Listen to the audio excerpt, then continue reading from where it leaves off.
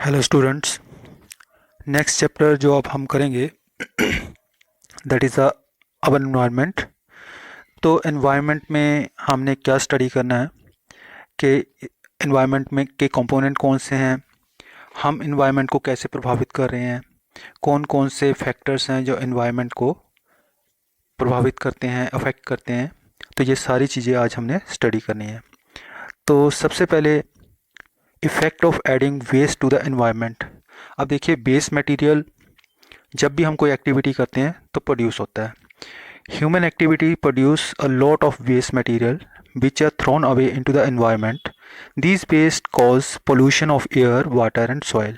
अब सिंपल सी बात है, हम कोई भी एक्टिविटी करते हैं, मान लो खाना पका रहे हैं, खाना खा रहे हैं, कहीं से कोई चीज़ खरीद कर लाते हैं पैकेज्ड, ठीक है। तो उससे क्या होता है कि जो भी हम मटेरियल लेकर आते हैं उसमें कुछ ना कुछ वेस्ट निकलता है। तो उससे क्या है कि एयर, वाटर और सॉइल का पोल्यूशन हमेशा होता है।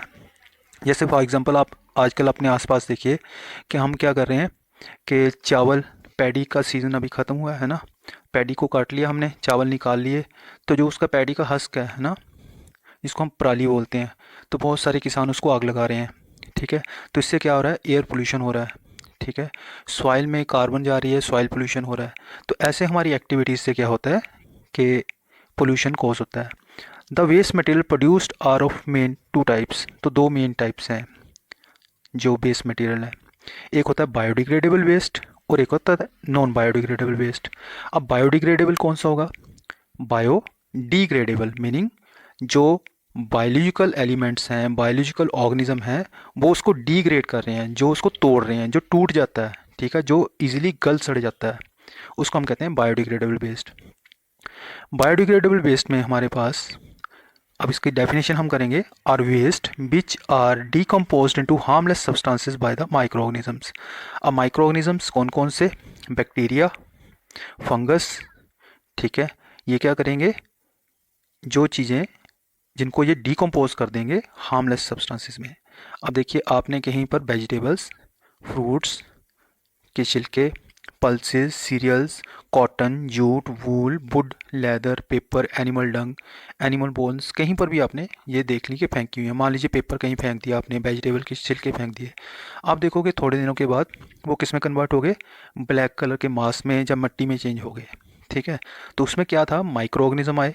कौन से माइक्रो ऑर्गेनिज्म, फंगस और बैक्टीरिया, उन्होंने उसको ईट अप कर दिया, ठीक है, उसको हार्मलेस सब्सटेंस में कन्वर्ट कर दिया, जिसको हम खाद के तौर पर भी यूज़ कर सकते हैं, ठीक है। अब उसके बाद आ जाता है हमारे पास non biodegradable waste. Non biodegradable waste होंगी जिसको माइक्रो ऑर्गेनिज्म क्या कर सकते हैं, डिकम्पोज नहीं कर सकते, जिनको माइक्रो ऑर्गेनिज्म ब्रेक डाउन नहीं कर सकते। अब जैसे मान लीजिए आपने पॉलीथीन कहीं पर फेंक दिया, ठीक है, प्लास्टिक फेंक दिया, synthetic fibres, glass, metal, synthetic rubber, insecticide, pesticide, ये कहीं पर भी आपने फेंक दिए। इनको याद रखिएगा, इंसेक्टिसाइड्स और पेस्टिसाइड खास तौर पे आपने याद रखने हैं। जब आपने इनको कहीं पर फेंका तो ये एज सच पड़े रहेंगे, क्यों, क्योंकि माइक्रो ऑर्गेनिज्म इनको कभी भी ब्रेक डाउन नहीं कर पाएंगे, ठीक है। तो ये क्या रहेंगे, वातावरण में ऐसा पोल्यूशन कॉज करेंगे जिसको हम इजीली नहीं हटा सकते। लेकिन ये चीज़ें, इनको हम रिसाइकल जरूर कर सकते हैं, इसमें से कुछ चीज़ों को, जैसे polythene, plastic, synthetic fibres, glass वगैरह को, ठीक है। तो ये हो गया हमारे पास नॉन बायोडिग्रेडेबल वेस्ट, जिनको कि माइक्रो ऑर्गेनिज्म नहीं खा सकते। अब इसके बाद आ जाता है हमारे पास इकोसिस्टम क्या है। इकोसिस्टम जो है, an ecosystem consists of all living organism in an area along with non-living components and their interaction।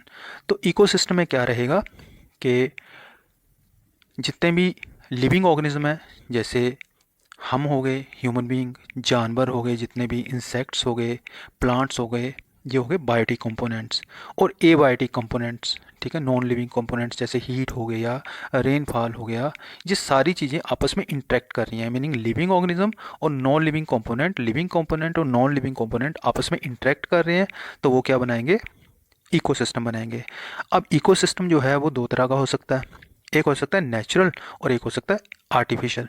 Natural ecosystem क्या है, अब देखिए कहीं पर आपने फॉरेस्ट देख लिया, डेजर्ट है, कोई जंगल है, ग्रास लैंड है, आपने कहीं पर देख लिया बहुत सारी झाड़ियाँ उगी हुई हैं, कोई छोटा सा जंगल बना हुआ है, कोई तालाब देख रहे हो अपने आसपास, कोई दरिया देख रहे हो, समंदर देख रहे हो, झील देख रहे हो, तो ये सारी की सारी चीज़ें क्या हैं, नेचुरल इकोसिस्टम है, क्योंकि ये अपने आप बनी है। इसके अंदर जितने भी लिविंग और नॉन लिविंग कंपोनेंट्स हैं वो आपस में इंटरेक्ट कर रहे हैं। और कुछ आर्टिफिशियल इकोसिस्टम होते हैं, जैसे हमने एक गार्डन बना लिया, अब गार्डन में हमने प्लांट्स लगाए, ठीक है, उसमें मिट्टी भी है, उसमें पानी भी है, ठीक है, वहाँ रेनफॉल भी हो रहा है, टेम्परेचर भी है, लेकिन वहाँ पर कुछ इंसेक्ट भी होंगे, वहाँ पर कुछ प्लांट्स होंगे, तो ये सारी चीज़ें आपस में इंटरेक्ट कर रही हैं। लेकिन उसको बनाया क्योंकि हमने खुद है, तो इसलिए हम उसको कहेंगे आर्टिफिशियल इकोसिस्टम। जैसे गार्डन हो गया, कोई पार्क हो गया, क्रॉप के फील्ड हो गए, है ना, एक्वेरियम हो गया, एक छोटा सा एक्वेरियम जिसमें हमने मछलियाँ पाली होती हैं, या जू हो गया, एक चिड़ियाघर, है ना। तो ये हमारे पास हो गया इकोसिस्टम की डेफिनेशन और इकोसिस्टम की टाइप्स। अब जो इकोसिस्टम होता है उसके कंपोनेंट कौन कौन से हैं, ठीक है। तो इकोसिस्टम जो है उसके कंपोनेंट जो है, मेन कंपोनेंट होते हैं बायोटिक और एबायोटिक, ठीक है। बायोटिक मीनिंग बायोलॉजिकल, मीनिंग जो लिविंग है, तो जितने भी लिविंग कंपोनेंट है वो बायोटिक कंपोनेंट में आएंगे। और एबायोटिक कौन से होते हैं, जो नॉन लिविंग कंपोनेंट्स हैं, ठीक है। तो ये हम देखेंगे बायोटिक कंपोनेंट कौन से हैं, are the living components like plants, animals and micro organisms. अब देखिए इसमें प्लांट्स, एनिमल्स और माइक्रो ऑर्गेनिज्म सारे के सारे आ गए, तो ये क्या हो गया हमारे पास, बायोटिक कंपोनेंट। अब ये इनमें क्या आ जाते हैं, प्रोड्यूसर, कंज्यूमर और डिकम्पोजर। प्रोड्यूसर कौन से होंगे, जो फूड को प्रोड्यूस करेंगे। कंज्यूमर कौन से होंगे, जो प्रोड्यूसर ने जो फूड बनाया है उसको वो खा रहे हैं डायरेक्टली या इनडायरेक्टली। डिकम्पोजर कौन से होंगे, ये माइक्रो ऑर्गेनिज्म होंगे, जो कि प्लांट्स और एनिमल्स की डेड बॉडीज़ को ईट अप करेंगे, उनको रिसाइकल करेंगे। अब हम देखेंगे प्रोड्यूसर, ठीक है। प्रोड्यूसर जो हैं are green plants which produce food by photosynthesis. तो प्रोड्यूसर मीनिंग जो फूड को प्रोड्यूस कर रहे हैं, ठीक है। जितने भी ग्रीन प्लांट्स अपने आसपास देख रहे हो वो सारे के सारे क्या हैं, प्रोड्यूसर्स हैं, क्योंकि वो अपना फूड फोटोसिंथेसिस से खुद बना रहे हैं बाय यूजिंग रॉ मटेरियल। अब कंज्यूमर कौन से हैं, all herbivores which get their food directly from plants, carnivores which get their food indirectly from plants, and omnivores which get their food directly or indirectly from plants। अब इसमें herbivores जो plants को खाने वाले हैं, जितने भी ऑर्गेनिज्म हैं वो सारे के सारे कंज्यूमर में आ जाते हैं। या फिर कार्निवोर्स, ठीक है, जो हर्बीवोर्स को खाने वाले हैं, ठीक है, वो भी तो किसके ऊपर डिपेंड कर रहे हैं, हर्बीवोर्स ने खाया किसको, प्लांट्स को, ठीक है। और हार्बीवोर्स को किसने खा लिया, कार्निवोर्स ने, ठीक है। तो इसलिए वो भी कंज्यूमर ही हुए। और तीसरी बात है जो ओमनीवोर्स हैं, जो प्लांट्स और एनिमल दोनों को खा रहे हैं, वो भी क्या होंगे हमारे पास, उसको भी हम कंज्यूमर ही कहेंगे। अब उसके बाद आता है डिकम्पोजर्स। डिकम्पोजर लास्ट लेवल पर होते हैं, the micro organism which decompose dead plants and animals. तो डेड प्लांट्स और एनिमल्स की बॉडी को डिकम्पोज करते हैं, बिल्कुल सड़ा देते हैं, गला देते हैं, उसको हम कहते हैं दैट इज़ द डीकम्पोजर्स। आपने देखा होगा, मान लो कहीं पर कौडंग पड़ा हुआ है ना, गाय का गोबर पड़ा है, ठीक है, जहाँ फिर आपने कहीं पर पत्तों का ढेर लगा दिया, आपने कहीं पर सब्जी के जो छिलके हैं वो फेंक दिए, है ना, कहीं पर फ्रूट्स फेंक दिए, तो आपने देखा वो धीरे धीरे गलना शुरू हो जाते हैं, उसके ऊपर टिपिकल टाइप के कोई कीड़े आ जाएंगे जो उसको गला देंगे, है ना, खास किस्म की फंगस आ जाएगी जो उसको गला देगी।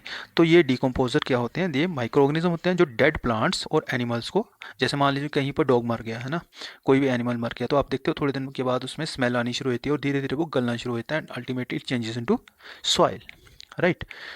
तो ये सारा का सारा काम कौन करता है, ये सारा काम करते हैं micro organism. They the decompose complex organic substances into simple inorganic substances in the soil which are again used by plants। तो कॉम्प्लेक्स ऑर्गेनिक सब्सटेंसेस कौन सी हुई, जैसे प्रोटीन है, फैट है, कार्बोहाइड्रेट है, इसको वो तोड़ के सिंपल ग्लूकोज में, अमाइनो एसिड्स में या कार्बन वगैरह में कन्वर्ट कर देंगे, तो ये डिकम्पोजर्स का काम है। अब उसके बाद आता है हमारे पास एबायोटिक कंपोनेंट्स। एबायोटिक कंपोनेंट्स कौन से होते हैं, जो नॉन लिविंग है, ठीक है, are the non living components like air, water, soil, mineral, sunlight, temperature, wind. तो इसमें से कोई भी चीज़ लिविंग नहीं है ना, air, water, soil, mineral, sunlight, temperature, ये सारे के सारे क्या हैं, एबायोटिक कंपोनेंट है। लेकिन ये देखिए कि ये हमारे पास, हमारे ऊपर डायरेक्टली कहीं ना कहीं प्रभाव डालते हैं, ठीक है। अभी गर्मियाँ थी तो हम ठंडी जगह ढूंढते थे, अब सर्दियाँ आने लगी तो हम गर्म वाली जगह ढूंढते हैं, तो इसका मीनिंग डायरेक्टली ये हमें इफेक्ट कर रहे हैं। जैसे टेम्परेचर हो गया ना, पानी यहाँ पर पानी के पास रहते हैं तो ठंड ज़्यादा होती है ना, ओके। सनलाइट, टेम्परेचर, हवा तेज़ चल रही है तो आप कहीं ऐसी जगह पर जाना पसंद करोगे जहाँ पर जो है हमारे पास क्या है कि सिंपल जो है कम हवा चल रही हो, राइट। अब इसके नेक्स्ट हमारे पास है food chain. Food chain is the flow of food energy from one organism to the next and to the next and so on. तो फूड चेन में क्या होता है कि फूड एनर्जी एक ऑर्गेनिज्म से नेक्स्ट ऑर्गेनिज्म में फ्लो करती है और उससे फिर नेक्स्ट ऑर्गेनिज्म में फ्लो करती है and so on. It may be 4 5 step any. तो इसमें मैंने एग्जाम्पल देके आपको मैं समझाता हूँ। They usually start with the producer. तो फूड चेन किससे स्टार्ट होती है? प्रोड्यूसर से, ठीक है, और एंड किससे होती है? कार्निवोर से, राइट। लेकिन हमेशा याद रखिएगा, जहां पर जिस फूड चेन में जितने स्टेप कम होंगे वहां पर एनर्जी उतनी ज़्यादा ट्रांसफर होगी। ये मैं आगे आपको समझाता हूँ। In a food chain and organism gets food from one group of the organism. तो फूड चेन में क्या होता है, एक ऑर्गेनिज्म जो है एक ग्रुप ऑफ ऑर्गेनिज्म से उसको क्या मिलता है? फूड मिलता है। अब जैसे यहाँ पर देखिए, ये 3 स्टेप फूड चेन है हमारे पास, grass, deer and lion. Grass क्या हो गया? प्रोड्यूसर, क्योंकि इसने ग्रीन कलर है इसका, अपना फोटोसिंथेसिस कर रहा है, ठीक है। ग्रास को किसने खाया? डियर ने खाया, ठीक है, प्राइमरी कंज्यूमर है ये, ठीक है। उसके बाद डियर को कौन खा रहा है? ठीक है, लायन खा रहा है। लायन क्या है? सेकेंडरी कंज्यूमर है और ये कार्निवोर है, ठीक है। लेकिन अगर ये food chain grass to deer रहती, सिर्फ 2 स्टेप रहती, तो ये सबसे बढ़िया रहती, क्योंकि इसमें एनर्जी का फ्लो ज़्यादा है। जब नेक्स्ट लेवल में जाएगा तो एनर्जी उतनी कम मिलेगी। इसको हम 10% लाभ बोलते हैं। ये मैं नेक्स्ट में क्लियर कर रहा हूँ। अब ये देखिए हमारे पास आ गया 4 step food chain. Grass, grass को किसने खाया? किसी इंसेक्ट ने, ये हो गया फिर प्राइमरी कंज्यूमर। इंसेक्ट को किसने खा लिया फर्दर? फ्रॉग ने, ये सेकेंडरी कंज्यूमर हो गया। फ्रॉग को फर्दर किसने खा लिया? स्नेक ने, ये टर्शरी कंज्यूमर हो गया, राइट। अब हमारे पास ये 4 स्टेप फूड चेन है। अब मुझे बताएंगे आप कि 3 स्टेप बढ़िया या 4 स्टेप? Obviously 3 step. 3 स्टेप से भी बढ़िया कौन सी है? 2 स्टेप। ओके, तो ये 4 स्टेप में सबसे ज़्यादा एनर्जी इसमें थी, उससे कम इसमें, उससे कम इसमें ट्रांसफर हुई और सबसे कम एनर्जी स्नेक में ट्रांसफर हुई। अब इसके बाद आते हैं हमारे पास next, that is the 5 step. इसमें क्या है? ग्रास, ग्रास को किसने खाया? किसी कीड़े ने, मौत ने। मौत को किसने खा लिया? दैट इज फ्रॉग ने। फ्रॉग को आगे फर्दर खा लिया स्नेक ने, स्नेक को खा लिया हॉक ने। तो ये हमारे पास, अब देखिए कंज्यूमर कितने बने? Primary, secondary, tertiary and quaternary consumer. तो हमारे पास क्या है? कंज्यूमर बढ़ते जा रहे हैं, ठीक है। लेकिन जो एंड में हमारे पास कंज्यूमर है ना, इसमें सबसे लीस्ट एनर्जी पहुंचेगी। यही चीज़ है, यह मैंने यहाँ पर डायग्रामेटिकली आपको बताया, ठीक है। तो यहाँ पर ग्रास है, ग्रास को क्रिकेट ने खाया तो बहुत बढ़िया, 2 step food chain, the best food chain. लेकिन अगर क्रिकेट को बर्ड ने खा लिया तो उसमें बर्ड में कम एनर्जी पहुंची, लेकिन उसकी मजबूरी है, ठीक है। अगर बर्ड सीधा ग्रास को खाता है या इसके सीड्स को खाता है तो इसको एनर्जी ज़्यादा मिलेगी, ऑब्वियसली, ठीक है। तो अब 4 स्टेप में स्नेक ने इसको खा लिया, ठीक है। तो अगर बर्ड को स्नेक ने खाया तो इसमें सबसे कम एनर्जी पहुंचेगी। तो ये 4 स्टेप फूड चेन हो गई हमारे पास। तो ये हो गया हमारा प्राइमरी कंज्यूमर, सेकेंडरी कंज्यूमर और ये टर्शरी कंज्यूमर। तो ये हमारे पास क्या आ गई? Food chain. अब उसके बाद आ जाता है, ये देखिए हमारे पास डिफरेंट डिफरेंट फूड चेन्स हैं, ठीक है। ये देखिए यहाँ पर मैं आपको बता रहा हूँ, ये प्लांट है, ठीक है। प्लांट को हर्बीवोर ने खाया, किसी ने इंसेक्ट ने, उसको फर्दर किसी रैट ने खा लिया, रैट को फर्दर किसने खा लिया? स्नेक ने, स्नेक को फर्दर खा लिया हाक ने। ये 5 स्टेप फूड चेन हो गई हमारे पास, ठीक है। तो इसमें primary, secondary consumer, tertiary consumer, quaternary consumer हो गया। ऐसे हमारे पास है कि जो हमारे पास फाइटोप्लैंक्टन है, ठीक है। फाइटोप्लैंक्टन मीनिंग जो हमारे पास ग्रीन प्लैंक्टन होता है, प्लांट प्लैंक्टन होता है, ठीक है। उसको जू प्लैंक्टन ने खाया। जू प्लैंक्टन को छोटी मछली ने खाया, छोटी मछली को उससे बड़ी मछली ने खाया, उससे छोटी मछली को सबसे बड़ी मछली ने खा लिया। तो ये क्या हो गया? टॉप कार्निवोर हो गया हमारे पास। तो ऐसे भी फूड चेन हमारी चलती है, ठीक है। तो ऐसे हमारे पास ये देखिए फूड चेन में different different food chains are there, ठीक है। तो यहाँ पर ग्रास को ग्रास ओपर खा रहा है, ग्रास ओपर को रैट खा रहा है, रैट को स्नेक एंड सोन। ये हमारे पास डिफरेंट डिफरेंट फूड चेन आ गई, ठीक है जी। तो ये फूड चेन हमें क्लियर होगी कि फूड चेन क्या होती है। तो diagrammatically we got it, okay. अब देखिए फूड चेन में एक चीज़ और याद रखिए आप, कि फूड चेन में कोई भी ऑर्गेनिज्म हो, चाहे प्रोड्यूसर हो, चाहे प्रोड्यूसर अगर मान लो यहीं पर ही ख़त्म हो गया, मिट्टी में मिल गया, तो इसको किसने खाना है? डीकम्पोजर ने, ठीक है। मान लो चूहा है, चूहे ने प्रोड्यूसर को खाया, डेथ हो गई इसकी, इसको कौन खाएगा? डीकम्पोजर। मान लीजिए चूहे को स्नेक ने खा लिया, स्नेक मर गया बाद में कभी बूढ़ा होकर, तो उसको किसने खाया? डीकम्पोजर ने। ठीक है। और जो कंज्यूमर है, मान लो उसको स्नेक को हॉक ने खा लिया, तो वो भी अल्टीमेटली मर गया मान लो कहीं पर, तो उसको भी मिट्टी में मिलाएगा कौन? डीकम्पोजर। तो डीकम्पोजर जो हैं वो क्या करते हैं? डेड बॉडीज़ को सभी को मिट्टी में मिला देते हैं। ठीक है। अब इससे नेक्स्ट हमारे पास है फूड वेब। वेब का मतलब होता है जाला। ठीक है। तो फूड वेब क्या होता है? कितनी सारी फूड चेन अगर आपस में इंटरकनेक्टेड हों तो हम कह देते हैं कि उसको कह दिया हमने food web. Food web is a group of several interconnected food chains. तो group of several interconnected food chain को हमने क्या बोल दिया? Food web. फूड वेब में organism gets food from one और more than one group of organism. तो food web में क्या रहता है कि एक ही ऑर्गेनिज्म जो है वो कितने सारे ऑर्गेनिज्म से क्या करता है? वो फूड ऑब्टेन करता है। अब हमारे पास क्या आता है नेक्स्ट? हमारे पास नेक्स्ट है कि फूड वेब जो है उसमें हमने इसको पढ़ना है। अब फूड वेब जो है, ये देखिए यहाँ पर मैं आपको बताता हूँ। ये एक प्लांट है, ग्रीन प्लांट है ना। इसको खाया छोटे इंसेक्ट ने, छोटे इंसेक्ट को बड़े इंसेक्ट ने खाया, बड़े इंसेक्ट को फिर आगे किसी ने खा लिया, फर्दर किसी ने बर्ड ने खा लिया, इस छोटे बर्ड को किसी बड़े बर्ड ने खा लिया। ठीक है। ये कौन था? ऑल। ठीक है। अब इससे नेक्स्ट, अब देखिए ये तो सीधा सीधा हमने चलाया। अब इसी को, ठीक है, इसी को जो हमारे पास नेक्स्ट कॉन्सेप्ट जो हमारा आ जाता है that is the food web. अब फूड वेब क्या है? Food web is a group of several interconnected food chains. एक फूड वेब, फूड वेब का मतलब जाला। ठीक है, भोजन जाला। ठीक है, भोजन जाल। इसका मतलब है कि कितनी सारी जो हमारे पास फूड चेन है जब इंटरकनेक्ट हो जाए तो हम उसको कहते हैं food web. In a food web an organism gets food from more than one group of organism. तो फूड वेब में ऑर्गेनिज्म के पास ऑप्शन है।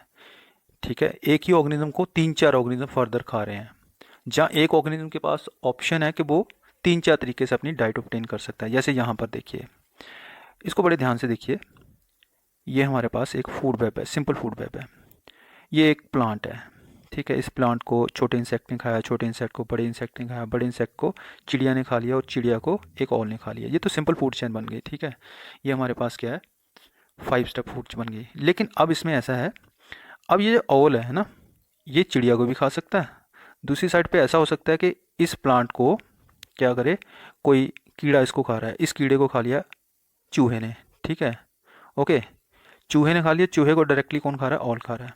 अब देखिए ओल के पास ऑप्शन होगी कि it can eat bird as well as rodent, जिस चूहे को भी खा सकता है ये। ठीक है, तो ये इसके पास ऑप्शन होगी। तो इसमें कितनी सारी फूड चेन, दो फूड चेन जुड़ के उसमें एक ही एंड में उसका जो है कंज्यूमर बैठा हुआ है। जहाँ फिर क्या हुआ कि इस प्लांट को खाया एक ग्रास ओपर ने, ग्रास ओपर को खाया किसने? चिड़िया ने। ठीक है, तो चिड़िया को फिर से ओल ने खा लिया। ठीक है, जहाँ फिर ऐसा था कि हमारे पास ये जो ग्रास ओपर था, ये जो हमारे पास प्लांट था, इसको एक कीड़े ने खाया। ठीक है, कीड़े को चिड़िया ने खा लिया। ठीक है, अब देखिए चिड़िया जो है ये तीनों इंसेक्ट को खा रही है, इसको भी और इसको भी। ठीक है, तो चिड़िया के पास तीन ऑप्शन है।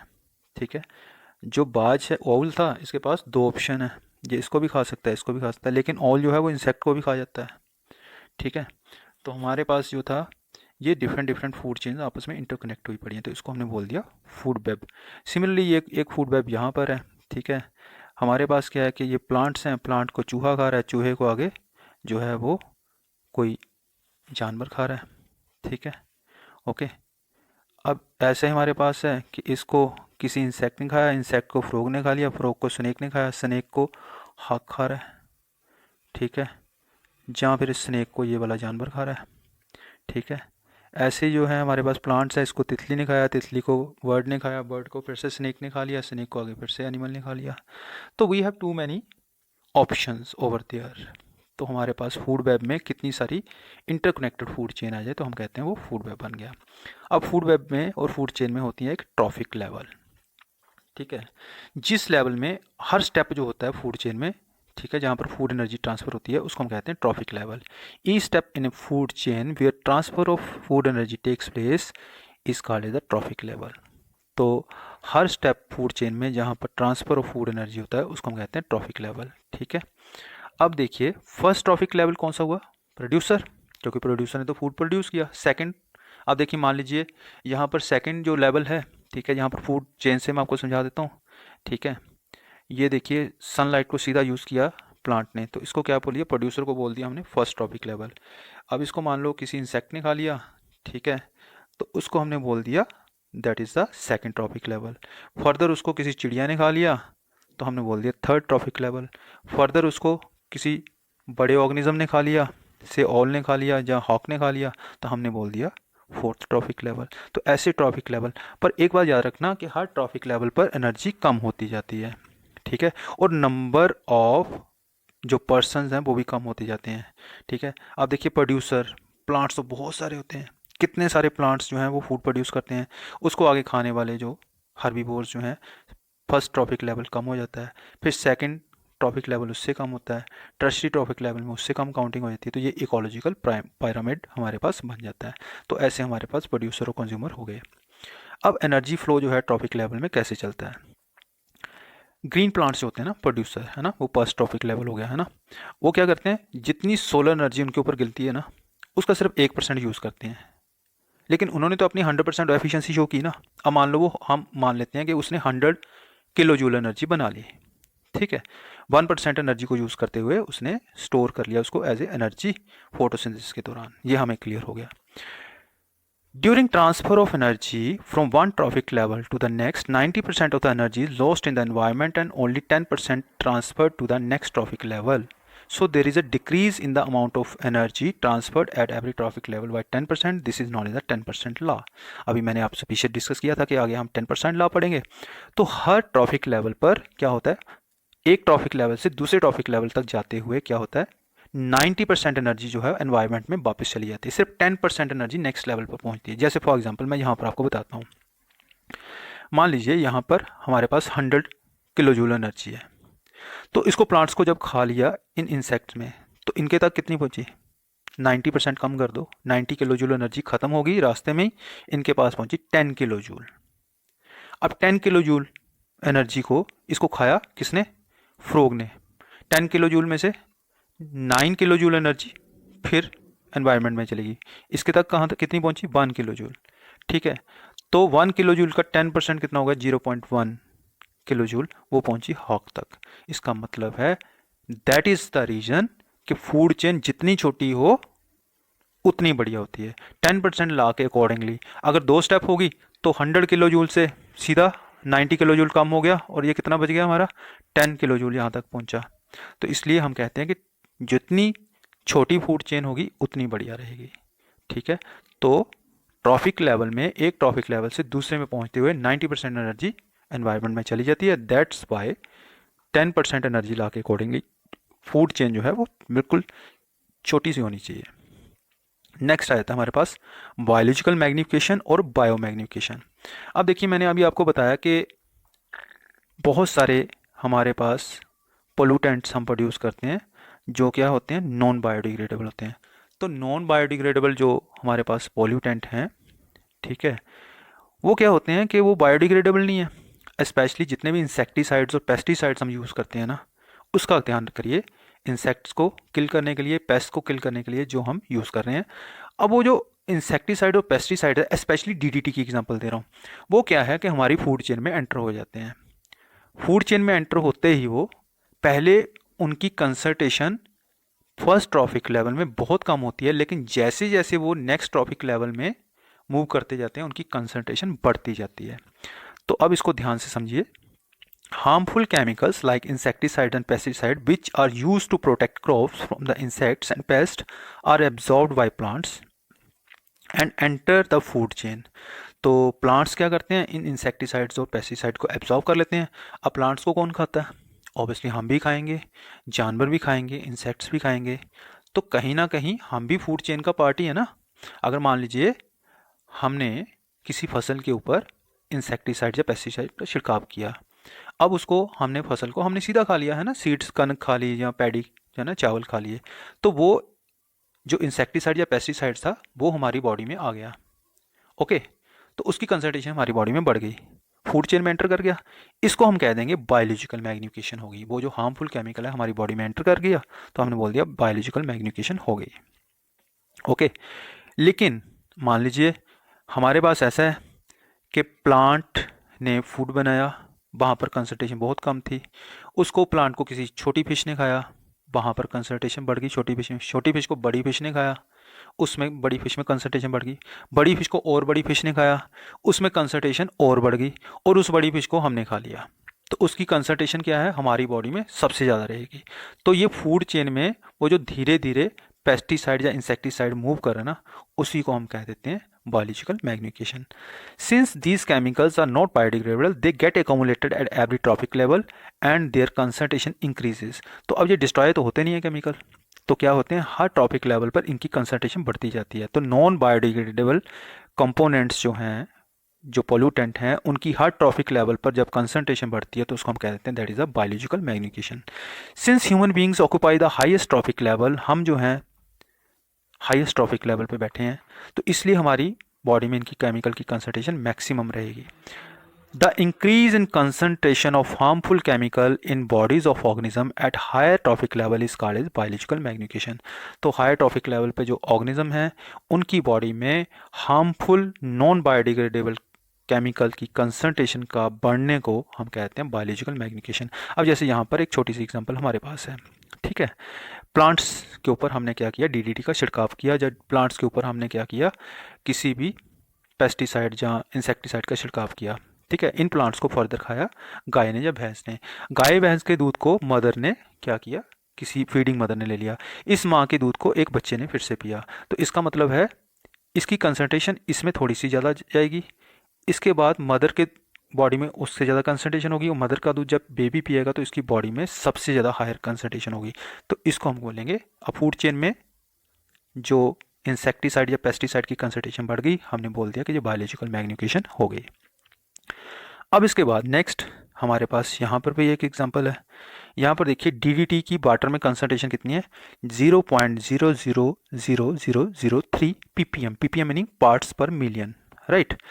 अब यही कंसंट्रेशन जो है इस डीडीटी वाले पानी में जू प्लैंकटन, जो ग्रीन प्लैंकटन होते हैं, उन्होंने अपना फूड बनाया, तो उनकी बॉडी में ये कंसंट्रेशन होगी 0.04 ppm। अब फर्दर इस जू प्लैंकटन को, राइट, जू प्लैंकटन को जो है फर्दर किसने खा लिया, एक छोटी फिश ने, स्मॉल फिश ने, तो उसकी बॉडी में कंसंट्रेशन कितनी होगी, 0.5 ppm। अब इस फिश को फर्दर जो है बड़ी फिश ने खा लिया, तो उसकी बॉडी में होगी 2 ppm, 2 पार्ट्स पर मिलियन कंसंट्रेशन होगी। इसको फर्दर मान लीजिए इस फिश को हम खा लेते हैं, तो हमारी बॉडी में कितनी हो जाएगी, 25 ppm कंसंट्रेशन हो जाएगी, ठीक है। तो यहाँ पर तो हॉक बताया हुआ है, ठीक है। तो आप यहाँ पर देखिए कि कंसंट्रेशन कितनी बढ़ जाएगी। तो यहाँ पर हम कह सकते हैं कि यहाँ पर क्या हो रहा है, बायोलॉजिकल मैग्नीफिकेशन या बायो मैग्नीफिकेशन हो रही है। अब इसके बाद हमारे पास ये हमने एग्जांपल देख ली। इसके बाद हमारे पास आता है कि हमारी एक्टिविटीज़ जो हैं एनवायरनमेंट को कैसे अफेक्ट करती हैं। सबसे अफेक्टिंग फिनोमिना हमें जो देखने को मिलेगा that is the depletion of ozone layer. Ozone layer क्या है, ओजोन एक गैस है, ठीक है, जो ऑक्सीजन के एटम से, ऑक्सीजन का फार्मूला क्या होता है O2, लेकिन ओजोन का फार्मूला होता है O3। ऑक्सीजन के 3 एटम से बनती है ओजोन, ऑक्सीजन के 2 एटम से बनती है ऑक्सीजन गैस, ठीक है। तो ओजोन मॉलिक्यूल जो है उसमें 3 ऑक्सीजन के एटम होते हैं O3, ये ओजोन का फार्मूला हो गया। At higher levels in the atmosphere the UV radiation split some oxygen molecule into free oxygen atoms which combine with oxygen molecule to form ozone. अब अपर एटमॉस्फेयर में क्या होता है कि अपने आप ही, ठीक है, अल्ट्रावायलेट रेडिएशन जो है वो ऑक्सीजन को तोड़ती हैं, ऑक्सीजन को तोड़ने पर 2 ऑक्सीजन के एटम्स बनते हैं, ये बहुत रिएक्टिव होते हैं। तो ये ऑक्सीजन का एटम फर्दर एक ऑक्सीजन के मॉलिक्यूल से मिलता है और बना देता है ओजोन। तो ये अपने आप ही है, सेल्फ रिपीटिंग प्रोसेस है, ये अपने आप चलता रहता है। ओजोन गैस जो है बड़ी हार्मफुल पॉइजनस गैस है, लेकिन एक इसकी क्वालिटी है, मैंने बोला कि अपर एटमॉस्फेयर में ये अपने आप बनती रहती है, तो इस गैस ने ऊपर एटमॉस्फेयर में एक लेयर बना रखी है जिसको हम कहते हैं ओजोन लेयर। अब देखिए इसको, the ozone layer present in the higher layer of the atmosphere protect the earth from the harmful UV radiation from the sun. UV radiation causes skin cancer in the human. तो upper atmosphere में जो ozone gas है ना, ये umbrella की तरह काम करती है। अम्ब्रेला की तरह कैसे, जैसे छाता हमें गर्मी से, धूप से, डायरेक्ट से, पानी से बचाता है ना, वैसे ही ओजोन लेयर जो है ये अपर एटमॉस्फेयर में मौजूद है। तो ये हार्मफुल यूवी रेडिएशन को क्या करती है, अल्ट्रावायलेट रेडिएशन को रोक के रखती है, ये छाते की तरह काम कर रही है हमारे ऊपर, ठीक है। तो हार्मफुल यूवी रेडिएशन जो हैं उससे ये हमें प्रोटेक्ट करती है। अब क्या होगा, अगर हार्मफुल यूवी रेडिएशन हमारी बॉडी के ऊपर गिरना शुरू हो जाएंगी तो उससे क्या हो जाएगा, हमें स्किन कैंसर हो जाएगा, कई तरह के कैंसर हो जाएंगे। ठीक है, तो ओजोन लेयर जो है ये ख़त्म हो रही है धीरे धीरे। कौन ख़त्म कर रहा है इसको? देखिए हमारे रेफ्रिजरेटर है ना जितने, उसमें हम सी एफ सीज यूज़ करते हैं। C F Cs meaning chlorofluorocarbons. तो क्लोरोफ्लोरोकार्बन्स जो है ना, ठीक है, और जो फायर एक्सटिंग्विशर्स हैं और जो रेफ्रिजरेटर है उसमें ये यूज़ होते हैं। ठीक है, तो एक क्लोरोफ्लोरोकार्बन का जो मॉलिक्यूल है ना, वो लाखों सैकड़ों हजारों ओजोन के मॉलिक्यूल को डिस्ट्रॉय करता है। तो ऐसे ओजोन लेयर डिस्ट्रॉय हो रही है। तो इसका सिंपल सा हल क्या है कि हम जो है सी एफ सीज जो है क्लोरोफ्लोरोकार्बन को यूज़ ना करें। ओके, अब उसके बाद ये देखिए हमारे पास ये स्ट्रेटोस्फेयर है ना, ट्रोपोस्फेयर और स्ट्रेटोस्फेयर के बीच में ओजोन लेयर है। देखो एक लेयर बनी हुई है ना छाते की तरह, तो ये अर्थ को हार्मफुल यूवी रेडिएशन से बचाती है। ठीक है जी। तो इसके बाद आया था हमारे पास managing garbage we produce.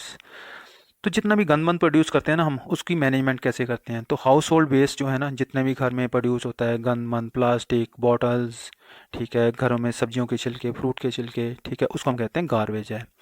Some of the garbage is biodegradable. अब घर में जितने भी जैसे छिलके निकले फलों के, सब्जियों के, ठीक है, ओके, तो ये तो सारी चीज़ें क्या हैं, बायोडिग्रेडेबल हैं। आप किसी गमले में डाल दो, मिट्टी के अंदर फेंक दो, तो धीरे धीरे ये गल जाएंगे, फिर से मिट्टी में कन्वर्ट हो जाएंगे। लेकिन आपके घर में जो प्लास्टिक की बॉटल्स हैं, मग हैं, शीशी की बॉटल टूट गई हैं, पॉलीथीन के जो आपके पास बैग्स हैं, या फिर आपका जो एल्युमिनियम की फॉयल है, वो नॉन बायोडिग्रेडेबल है। ठीक है, garbage causes pollution of air. तो गार्बेज से क्या होता है? एयर पोल्यूशन होता है, वाटर पोल्यूशन होता है, सॉइल पोल्यूशन होता है, अगर हम इसको प्रॉपर्ली डिस्पोज ऑफ ना करें। आपने देखा होगा जब अपने आसपास कहीं जाते हो तो जहाँ पर कूड़े का ढेर लगा होता है तो आप खुद ही कहते हो कि बदबू आ रही है यहाँ से। ठीक है, and you don't feel easy जब भी आप कहीं कूड़े के ढेर के पास से निकलते हो। तो बेटर भी यही रहेगा कि हम इसको डिस्पोजल प्रॉपरली करें इन सभी चीज़ों का। तो गार्बेज डिस्पोजल के कौन कौन से तरीके हैं? लैंडफिल्स। लैंडफिल्स मीनिंग कोई ऐसी जगह है जहाँ पर बहुत बड़ा गड्ढा है, तो आपने धीरे धीरे वहाँ पर ये गंद फेंकना शुरू कर दिया, उस पूरी जगह को भर दिया। जब वो भर गई तो उसके ऊपर थोड़ी सी मिट्टी की एक लेयर और बिछाई, वहाँ पर पार्क बना दिया, प्लांट्स लगा दिए, कुछ अच्छा कर दिया, तो ये लैंडफिल्स होगी। दूसरी बात है रिसाइकलिंग। मान लो आपके घर में पेपर है, रद्दी है, प्लास्टिक की बोटल्स हैं, ठीक है, टूटे फूटे मग हैं, जहाँ शीशे की बॉटल्स हैं, आपने उसको कबाड़ियों को बेच दिया, कबाड़ी ने उसको आगे बेच दिया, उसकी रिसाइकलिंग हुई, उसको आपने यूज़ कर लिया। ठीक है, अब उसके बाद है production of biogas and manure. तो आपके पास जितनी भी बायोडिग्रेडेबल मटेरियल है उसमें आपने क्या किया कि गड्ढा खोद के उसकी मैन्योर बना ली, जहाँ उसकी बायोगैस बना ली, जहाँ फिर आपने उसकी कंपोस्ट बना ली। एक होता है इंसिनरेशन। इंसिनरेशन होता है, एक हमारे पास इंस्ट्रूमेंट है, ये देखिए, इसको कहते हैं इंसिनरेटर। इसमें हम क्या करते हैं कि जितने भी वेस्ट मटेरियल है इसके अंदर डाल देते हैं और इसमें आग लगा देते हैं उसको। और इसमें क्या होता है कि इसके अंदर कुछ ऐसा मैकेनिज्म बना रखा होता है कि हार्मफुल गैसेज भी बाहर नहीं निकल पाती, यहाँ से सिर्फ एशिस, राख जो है वो वापस निकलती है। तो ये इंसिनरेशन भी हम कर सकते हैं। इंसिनरेटर मोस्टली जो हॉस्पिटल बेस्ड है उसमें यूज़ करते हैं, और सीवेज जो है उसकी ट्रीटमेंट करने के बाद भी। तो ये देखिए यहाँ पर इंसिनरेटर आ गया हमारे पास, ये लैंडफिल आ गई, ये रिसाइकलिंग के लिए हम बॉक्सेस बना रहे हैं, है ना, ये बायोगैस बन रही है, ये हम कंपोस्ट बना रहे हैं। तो ऐसे हमारे पास ये लैंडफिल हो गई, रिसाइकलिंग हो गई, ठीक है, कंपोस्ट बना ली हमने। ठीक है, तो ये ऐसे हमारे पास ये इंसिनरेटर है जहाँ पर हम किसी भी मटेरियल को जो है बचा खुचा मटेरियल है उसको आग वगैरह लगा के, स्पेशली हॉस्पिटल में इंसिनरेटर यूज़ होता है। तो this is the end of the chapter. If you still have any doubt you can write it in comment. Keep watching my videos, keep liking it, press bell icon so that you can get the notification regarding the addition of new video. Thank you, have a nice day.